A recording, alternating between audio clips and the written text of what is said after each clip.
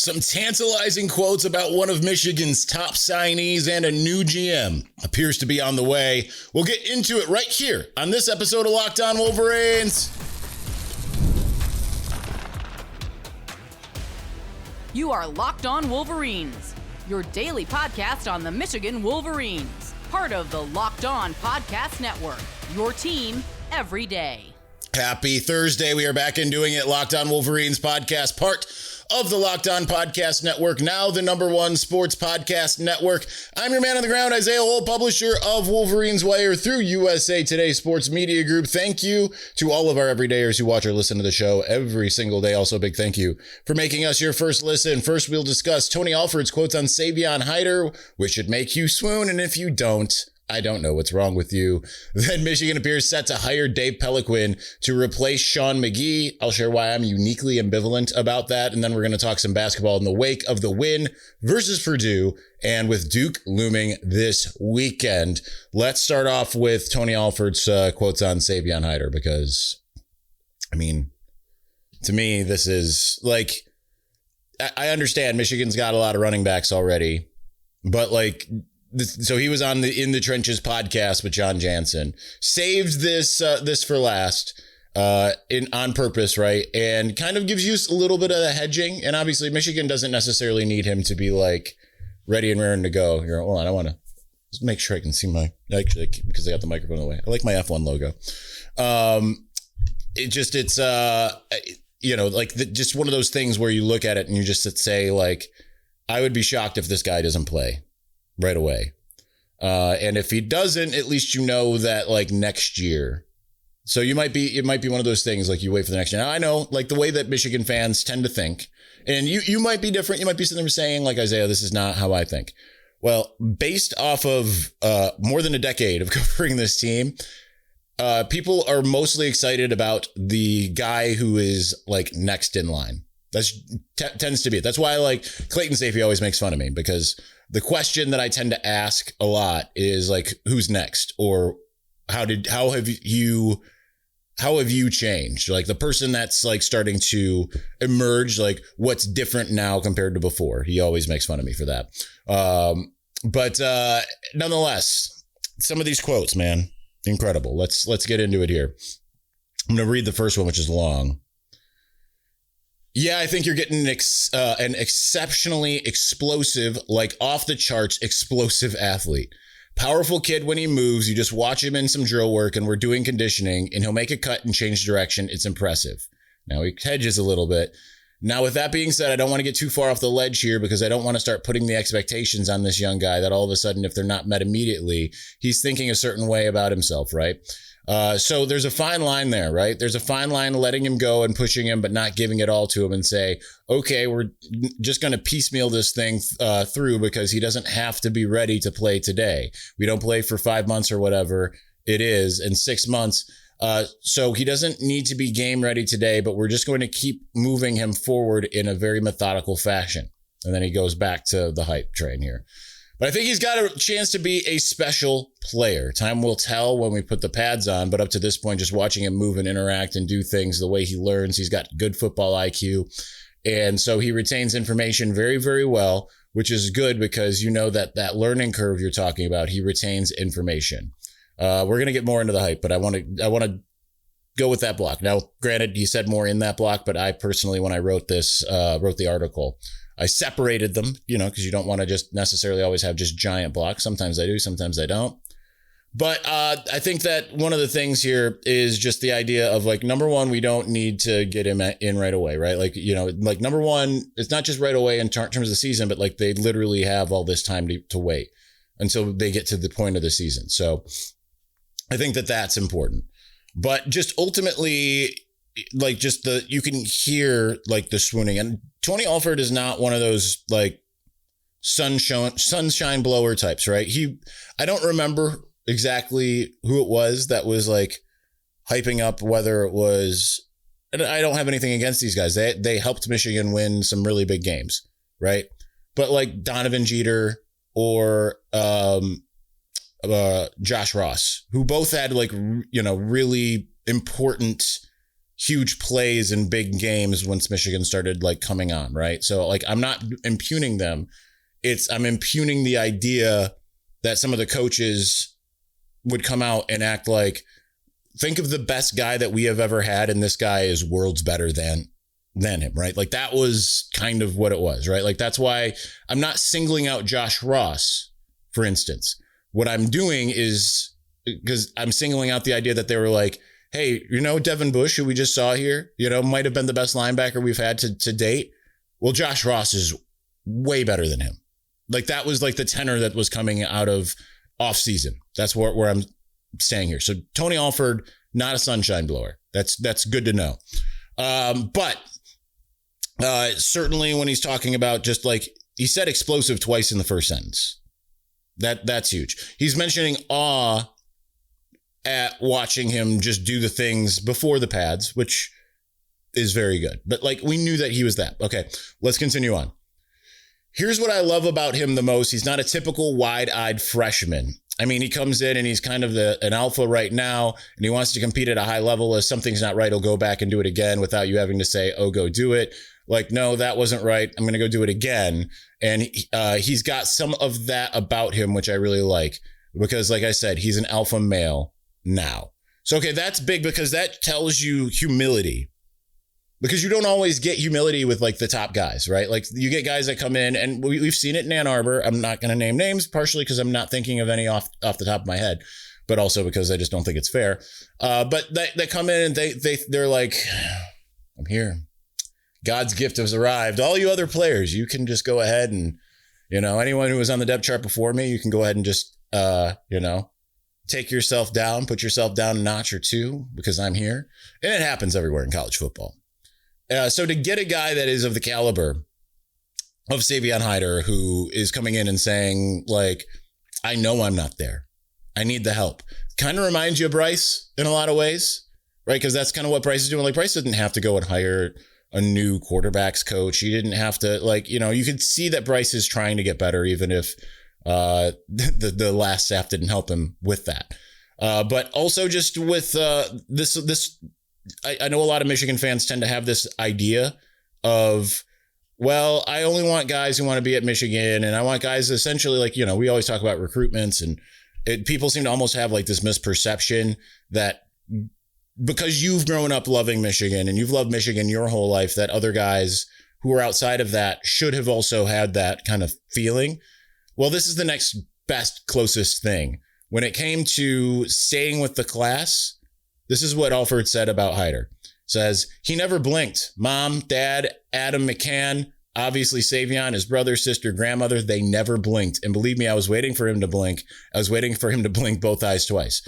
Keeping in mind, like, Tony Alford didn't even know if he had a job. Right? He had no idea until he did. And like everything's in flux. And you certainly Sharon Moore's gone. You start seeing like random schools, being like, well, I think we're just going to go out and, you get like suddenly like Kent State's like, I think we're going to make a run at Savion Hiter. I mean, you know what I mean? Like Virginia Tech obviously did with James Franklin, and they were thinking like, we're going to do it, but like always solid. And that tells you a lot about the kid and how much he loves Michigan, because that's a perfect out. And you saw a couple guys take it. And yet he, like I said, he never blinked, not once. Tony Alford's like sitting there being like, oh, all right, any moment now. Nope. Top running back in the land can go to literally any school. Literally any of them. And he's like, nope, I want to be at Michigan. I don't even know who the coach is. I have no idea what the system's going to be, but I want to be there. You can't buy that. That's incredible. All right, we're going to continue on. We've got plenty more to talk about. We're going to get to that here in just a moment. I'm Talia Butler, host of Locked On Women's Basketball, and this is Mazda's Women's Basketball Snapshot, celebrating the work no highlight reel can ever capture. It was a heavyweight showdown between number 3 South Carolina and number 7 LSU, and the Gamecocks rose to the occasion. South Carolina secured a hard-fought 79-72 victory to stay atop the SEC standings, using a balanced offensive attack to outlast the Tigers. Tessa Johnson led the way with 21 points, while Raven Johnson added 19. Medina Okot dominated the paint with a double-double, finishing with 12 points and 17 rebounds, while Joyce Edwards chipped in 10 points to round out the scoring. With the statement win, the Gamecocks now turn their attention to a road matchup at number 23 Alabama on Thursday. These moments are earned off the clock, those long before the lights ever come on. The sweat, the fakes, the doubt, the scrapes, and coming back for more every time. Mazda puts that same drive into every detail. Wins define the moment, putting in the work, that defines you. There's more to a Mazda because there's more to you. All right, we've got more to get to, but we're going to get to that here in just a moment. Before we do, ever wanted to experience the NBA Finals live and in person? Well, FanDuel is giving you the chance to turn that dream into reality with their NBA sweepstakes. Here's how it works. Use your profit boost on any NBA future, and you'll automatically be entered for a shot to win an NBA Finals trip for two. That's right, flights, tickets, the whole experience. And if you're already looking at the board and thinking about which team can make a deep run, this is the perfect time to lock it in. I love futures this time of year, whether it's picking a team to win the championship or grab a conference title. It adds that extra layer of excitement to every game down the stretch. And now, not only can your pick cash, but it can also send you to the finals. Visit FanDuel.com to get started. Use your profit boost on an NBA future and get entered for your chance to win a trip to the NBA Finals. Play your game with FanDuel, the official sports betting partner of the NBA.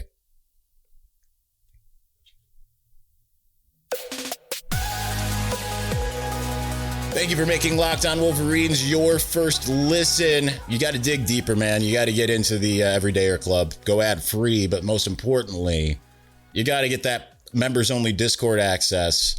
That's right. In that Discord, guess what? I'm in there. You would have known before you knew the name, and because I didn't have the name. If I had the name, I would have given it to you. But I knew someone who did have the name. They were reticent to share it. You would have known my thoughts already on what we're about to talk about, the Dave Peloquin hire, and with direct links to exactly why I believe that. Like, I shared some very, very interesting info in there, and we'll kind of like touch on it here. But nonetheless, you would have known, and you'll know more than if you're just a show watcher or listener. So you got to get in that. That's $5 a month or $50 a year. So go and check out Locked On Wolverines at supercast.com or the show notes to learn more about the Everydayer Club. All right, so Dave Peloquin got hired by Michigan, or at least is expected to be hired. I believe he's going to be in Schembechler Hall today. I got the heads up on that yesterday. I didn't get a name. I just got here's basically the guy, but I'm not going to tell you what. But this is, again, like one of those, if this person told you, you trust it type of thing. I'm not going to say every one of you knows the name, but if you knew who it was that was telling me, you'd be like, okay, cool. I'm down with this. But there's I see a lot of people who are out there talking about this. Now let's first qualify who he is a little bit. Former Notre Dame director of player personnel. He's been there for 20 something years. Or he was there. He left this offseason to go to, and I don't really have a good grasp on the timeline. I've seen some people go into LinkedIn, some people saying well, he was a Ryan Kelly guy, he was not a Marcus Freeman guy, but he was there for 5 coaches at Notre Dame. He left to go to Athletes First to be their GM of in the college side, and Athletes First is an agency. People are looking at this and saying man, this is just a massive win NIL wise. This is a guy that's going to do it. Now, I don't 100% love it. And I'll tell you why. Now, here's the thing, is I can be proven wrong. I'm going to be the first person to tell you I can easily be proven wrong here. Easily. But people are saying oh, this is going to be a guy who gets it because he's done the NIL thing with Athletes First. He's been at Notre Dame, so he understands the landscape of what Michigan is going to bring. And I don't disagree with those things. But here's the things that I'm weighing here is that he didn't have an NIL role while at Notre Dame. Number one. Number two, he was more of a recruiting kind of guy, which is good, but we don't know yet how those things mix. We don't know so much about what he's able to do from the contractual standpoint and understanding some of the types of things that I started learning from Sean McGee that was part of his ethos, is like assigning values to position groups and players themselves. Like, where are you willing to allocate? Where are you not? What's your strategy? One of the things that I was talking to, I'll just say it, one of the things that I was talking to Sean McGee about was the idea of like, how much do you now really go after like high school recruits now that the transfer portal is going to be a thing? And like the thought was, you're going to start more paying attention to the transfer portal than you are the high school recruits. And that means maybe you bring in like, you know, between 5 and like 10 guys that are like high school recruits that are like, yeah, that's it. And then you kind of maybe more go harder in the transfer portal, just kind of the nature of it. We don't know how he is with that type of thing. So I know a lot of you are probably looking at it and saying like, well, a lot of the pieces are already there. Like, you know, there's a lot there that's already kind of built in. It's just that he hasn't done it all in one place, right? He's got the expertise of understanding how to run the personnel side in college at a place like Michigan and Notre Dame. He goes and does the other side, the agency side of the equation. So he knows that side. And I'm not going to begrudge that. Okay. Because there's someone, especially like but here's the thing. This is why I kind of do begrudge it a little bit. Just because I worked at an agency, which remember I did. I worked at United Talent Agency for 3 years. And I worked in motion picture talent, MP talent, film talent. That didn't mean that I knew the other side, the development aspect, right? Like, now granted, if I was in lit, which means like the writers, the directors and all of that stuff, I'd know more, but you still don't know. Just because you work, you understand like what the agents are trying to do doesn't mean that you understand the other side of it, of like, how does the sausage actually get made? You know what I'm saying? So I'm just gonna throw in some of that practicality in there. But I think that like on paper, there's a lot of good here, right? He's like a guy who's very experienced. He does have all these things. It kind of just continues to go along with what I've been saying all along, is that I wanted different versions of Splash, right? Like I'm not saying like Larry Black can't be a really good coach. I'm not saying that some of these other guys that they have brought in aren't going to be really good. And ultimately, like Kyle Whittingham has to get his guys. And I think that's important. He's got to either, whether they're guys he's already familiar with or guys that he feels like this guy's going to do it. But like, I don't know that Peloquin is that he's a upgrade on Sean McGee.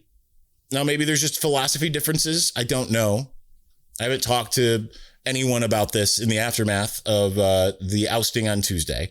But at the same time, if you're going to get rid of somebody, in this case, I want to see you get like the clear head and shoulders, no question, this guy is an improvement. And some are going to paint it that way.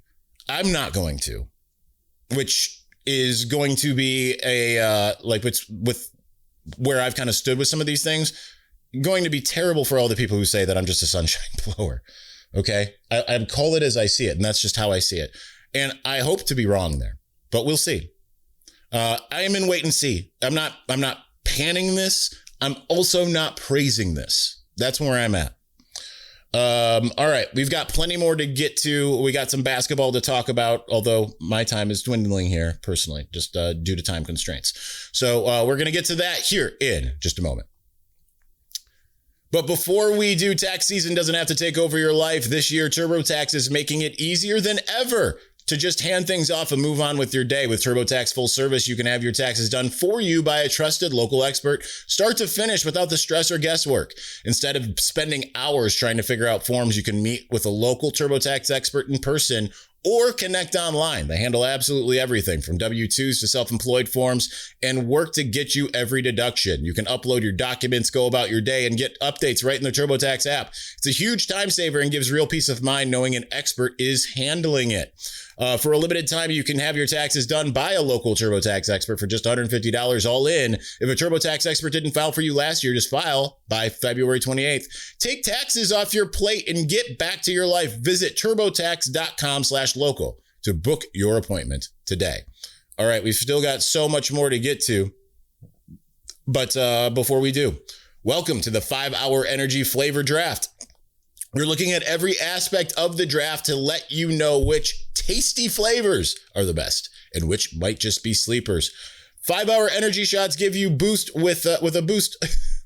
5-Hour Energy Shots give you a boost with zero sugar. We're choosing between two. Blue Raspberry. It's a sweet and tangy flavor with a taste that nature couldn't make but should have. Bold Blue Raspberry candy flavor. It's bright, playful, and it's a nostalgic taste. But also, here's the thing. Fruity Rainbow is right there in contention. A bright blend of assorted fruit candy flavors. It's sweet layered fruit notes in every single sip. It's playful with a multi-fruit taste profile. Now, here's the thing. I'm going to actually, my pick, if I'm mocking this draft, I'm picking Blue Raspberry as my number one overall pick, but Fruity Rainbow and Confetti Craze are right up there, and they could absolutely be a sleeper pick. So find your new favorite flavor of 5-Hour Energy Shots, available online at 5hourenergy.com or Amazon.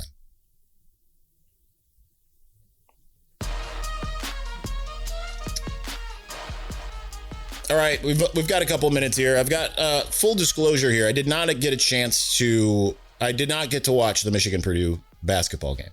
I did not. I was unexpectedly indisposed, and I didn't get a chance.